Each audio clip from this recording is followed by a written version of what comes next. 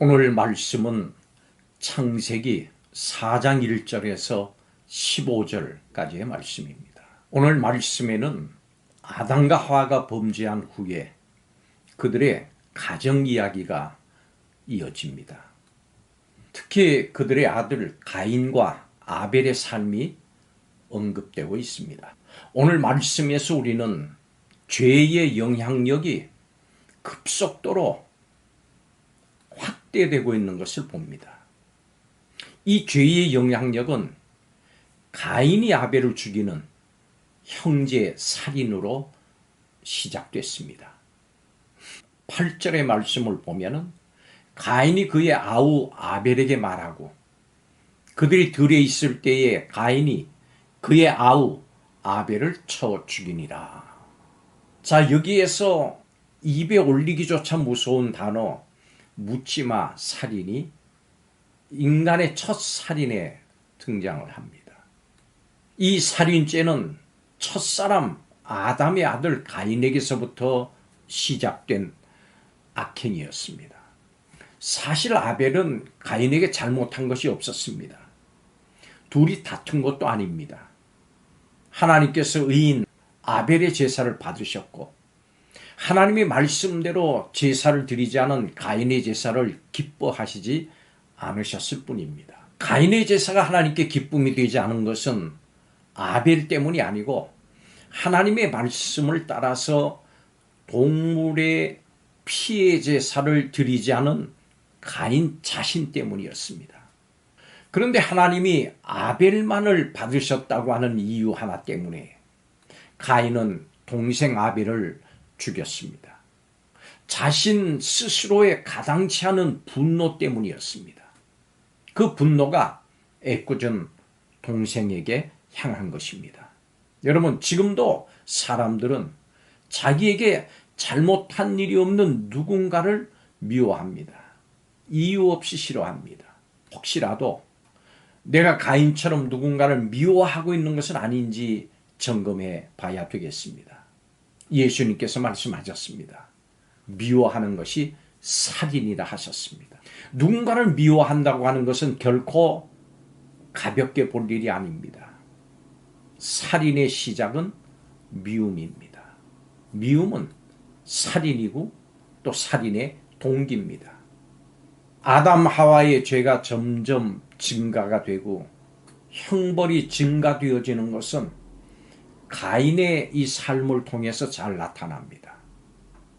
그렇지만 하나님께서는 동생을 죽인 이 가인에게도 은혜를 베푸셨습니다. 다른 사람들이 가인을 죽이지 못하게 표식을 주셨습니다. 자, 이 이야기는 이렇게 살인자 가인에게 하나님께서 베푸시는 은혜로 마무리합니다. 그렇습니다. 하나님은 사랑이십니다. 가인에게 베푸신 하나님의 은혜는 가인에게 있어서는 복음이었습니다. 여러분, 하나님은 거룩하신 분이십니다. 그런데 우리는 흠과 점이 많은 그런 사람들입니다. 이런 우리가 어떻게 가인이 다스리지 못한 죄를 다스릴 수 있을까요? 죄와 허물 많은 우리가 어떻게 죄의 문제를 해결을 하고 하나님 앞에 나아갈 수 있을까요? 오늘 말씀을 통해서 살펴보겠습니다. 첫째로 우리는 예수님을 통해서 하나님의 보좌 앞에 나갈 수 있습니다. 하나님께 나가는 것은 우리의 능력으로는 도저히 불가능합니다. 왜 그렇습니까? 우리가 죄인이기 때문입니다.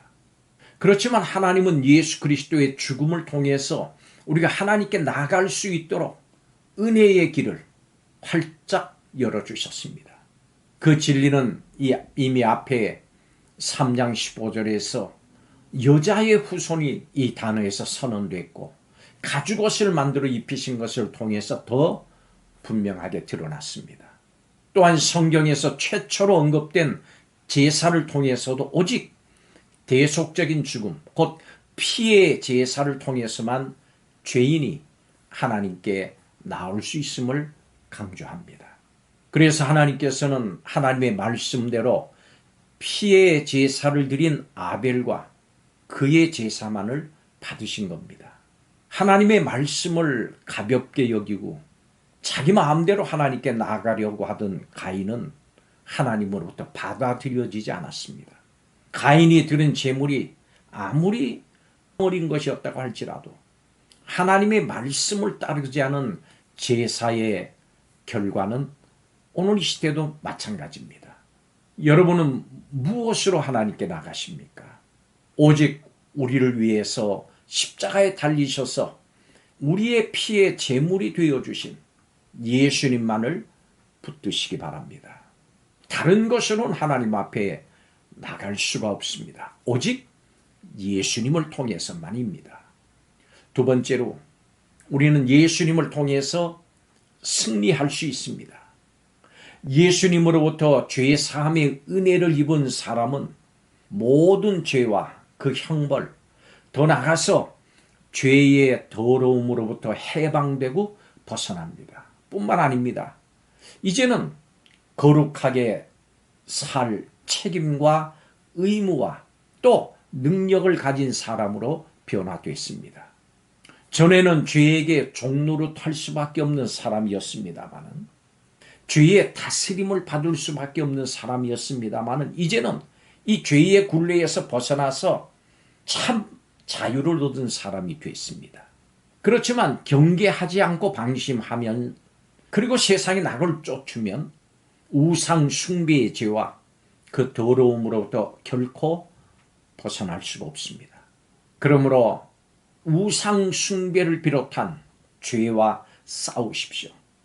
이미 죄와 사망을 이기시고 영원한 승리를 얻으신 우리 주님의 능력이 우리에게 있습니다. 우리도 그 승리에 참여해서 오직 하나님만 섬기고 예배하면서 거룩하게 살 수 있음을 믿으십시오. 하나님 외에 다른 신을 섬기는 우상 숭배의 죄가 우리를 넘보고 우리의 삶을 망치지 않도록 경계하십시오. 마지막 세 번째로 예수님을 통해서 평안할 수 있습니다. 우리를 대신해서 십자가에 죽으시고 부활하심으로 사망 권세를 깨뜨리신 예수님은 하나님의 평안을 성도들의 마음에 채우십니다. 비록 우리가 죄를 범했다고 할지라도 십자가 바라보고 회개하면서 나갈 때 죄로 말미암은 두려움에서 벗어나서 의인이 누리는 당당함을 누리게 하십니다. 동생 아벨을 죽이고도 자신의 죄를 시인하지 않았던 가인은 죄에 대한 하나님의 형벌 때문에 두려운 삶을 살아가야 됐습니다. 여러분, 가인은 죄를 다스리지 못했습니다. 죄의 지배를 받았습니다. 혹시 이 시간 우리를 두렵게 하는 죄가 있습니까? 이 죄에 눌리지 마십시오. 회개하십시오. 용서하지 못할 것이 없는 하나님께서는 회개하는 성도를 구원하시고 삶의 평안으로 가득 채워주십니다. 죄를 다스리는 권세를 허락해 주십니다. 죄를 다스리는 방법을 성경은 말씀합니다. 죄인을 대신해서 피 흘리신 예수님을 붙드십시오. 죄의 삭은 사망이라 내가 죄의 값을 받아야 할 텐데 내가 범한 죄를 위해서 예수님께서 내 대신 십자가에 죽어주셨음을 인정을 하고 그 믿음을 입술로 고백하십시오. 지금까지 죄를 회개하고 이제부터는 예수님의 말씀을 따르는 삶을 살겠다고 결단하고 그리고 예수님의 이름으로 세례를 받으십시오. 이렇게 성경 말씀대로 죄의 문제를 해결하고 하나님 앞에 나가십시오. 하나님께서 우리에게 죄를 다스리는 이 방법을 주셨습니다. 죄를 다스리면서 날마다 하나님께서 주시는 평안을 맛보며 살아가기를 주님의 이름으로 축원합니다. 기도하겠습니다.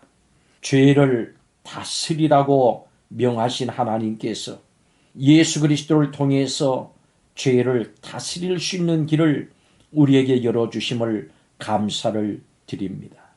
예수님께서 우리를 위해 피 흘려 주심으로 마련해 주신 구원의 길을 알고 확신하고 따르게 하여 주옵소서. 죄에 지배당하지 아니하고 다스리는 은혜를 우리에게 베풀어 주옵소서. 죄를 다스릴 수 있는 구원의 길을 열어주신 예수님의 이름으로 기도하옵나이다. 아멘.